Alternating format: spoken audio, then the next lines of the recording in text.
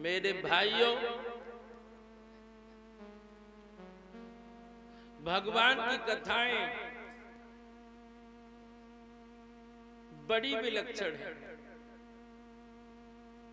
भगवान की कथा को समझना पड़ेगा। भगवान की कथा कोई ढोलो मजीरा भी नहीं है, बजा जाओ और चले जाओ। भगवान की कथा किसी पोप या पाखंड को भी बढ़ावा नहीं देती। भगवान की कथा हमारे जीवन पे बहुत बड़ा प्रभाव छोड़ती है। भगवान की कथा जो है हमारे मन के मेल को साफ करती है, हमें सच्चे मार्ग से जोड़ती है। ये गोविंद की कथा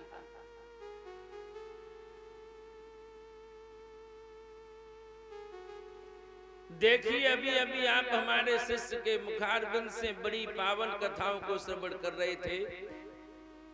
भगवान कन्हैया कंस के कारागृह में आकर के भक्त अवतरित होते हैं और रात ही रात में गोविंद को वसुदेव जी गोकुल में यशोदा के महल में छोड़ाते हैं। यहाँ पर भगवान की छठ पूजा होती है तो भोजराज कंस ने अपनी मोह बोली बहन पूतना को भगवान को वध करवे के लिए भेजो है। ये पूतना कौन है माताओं? बाल संहिता में आया है, बाल घातनी है पूतना। भागवत कहती है पूतान नैति इत पूतना, जिस स्त्री के पूत नहीं है वह है पूतना। या यूं समझिएगा, जिस स्त्री के अंदर मातृ भाव नहीं है वो है पूतना। और ये पूतना जन्म से लेकर 3 वर्ष के बच्चों तक का वध कर सकती है। हमारी माताएं बैठी हैं, आपने बुजुर्ग माताओं ने देखा होगा, कभी कभी बच्चों में, छोटे बच्चों में पैदा होने के बाद एक रोग हो जाता है। अब अपने गांव के हिसाब से माताएं उसे क्या बोलती हैं कि जन्म से लेकर 3 वर्ष तक की अवधि तक वो रोग रहता है, बच्चा सूखने लगता है और सूख सूख करके अपने प्राण छोड़ देता है। विश्व विद्वानों ने तो यहाँ तक कहा है कि पूतना कौन है? अविद्या रूपी वासना ही पूतना है। 14 की तिथि भगवान को वध करवे के लिए आई है। ये अविद्या 14 स्थानों पे वास करती है। 5 ज्ञानेंद्रियां, 5 कर्मेंद्रियां, मन, बुद्धि, चित्त और अहंकार। तो ये वासना भक्तों भगवान को तो नहीं मार पाई, लेकिन भगवान ने इस अविद्या रूपी वासना का इंतकाल कर दिया। 27 दिन की अवस्था वही सटकासुर आओ, भगवान ने बेव मार दो। अबे आप कथा सुन रहे थे, भगवान ने बहुत राक्षसन को मारो। अब काली देह में काली नाग रहता है। कंस ने कमल के पुष्प मंगवाए हैं। तो भगवान कन्हैया ने आज तक जितने राक्षस सामने आए, गोविंद ने सबको वध करो है, लेकिन मेरे प्यारे भगवान ने काली नाग को नहीं मारा। वो तो ब्रज में बहुत बड़ा खतरा था, भगवान को मार देना चाहिए था, लेकिन नहीं मारा। वशीभूत किया, कहां भेजा? रमणदीप क्षेत्र पर। बोला हम चले जाएंगे, मां गरुड़ रहते हैं, मेरा भक्षण कर जाएगा। भगवान बोले हमारे पगों के निशान तेरे ऊपर हैं, अब तेरा गरुड़ भक्षण नहीं करेगा।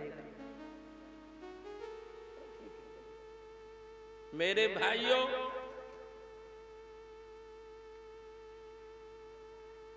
देखिए ये काली देह क्या है।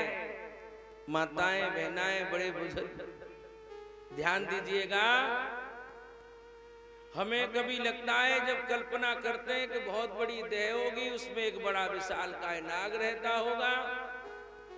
भगवान ने जाकर के उसे सुई धागा लेके नाथो होएगो। लेकिन लोगों, भगवान की कथा में समाज भाषा का प्रयोग है। इस कथा को समझने की जीवन पर्यंत आवश्यकता है। देखिए काली देह क्या है। काली देह हमारा आपका शरीर है और इस शरीर में ही कालिया नाग रहता है और वो नाग क्या है? हमारा आपका मन। भक्तों, मन जब भौतिकता में वासनाओं में भटक जाता है, बहुत विषैला हो जाता है। इस मन को मारा नहीं जा सकता, मन को नियंत्रण में किया जा सकता है। जिस प्रकार आत्मा अजर अमर है, उसी प्रकार मन उसका आत्मा की वासना है।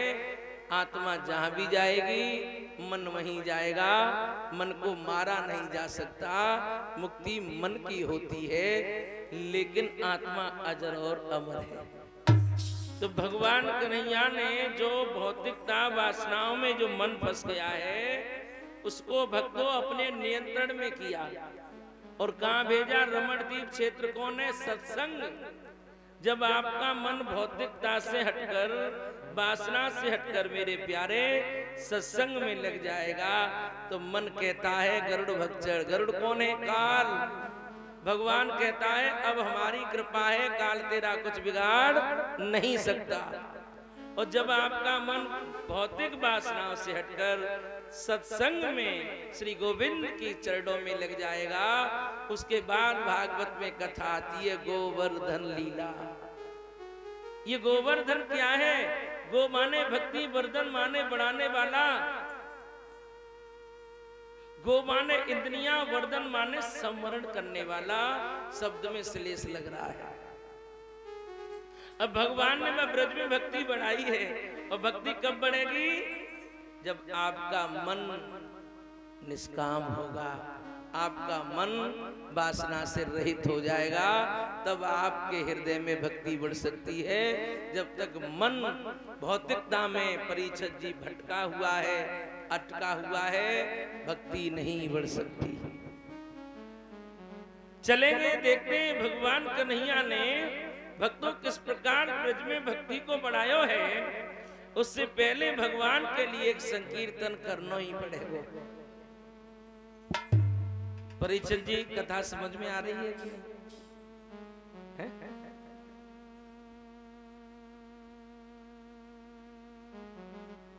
अब एक बार सभी लोग, अगर ये प्रसंग आपकी समझ में आया है, तो दोनों हाथों से ताली बजाते हुए, देखो तालियों के बड़े फायदे हैं।